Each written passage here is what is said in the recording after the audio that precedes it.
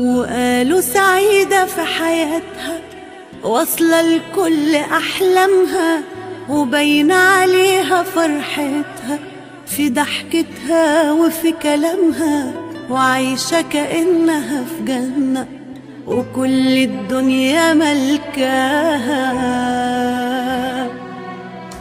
وقالوا عنيدة وقوية ما بيأثرش شيء فيها، محدش في الحياة يقدر يمشي كلمته عليها.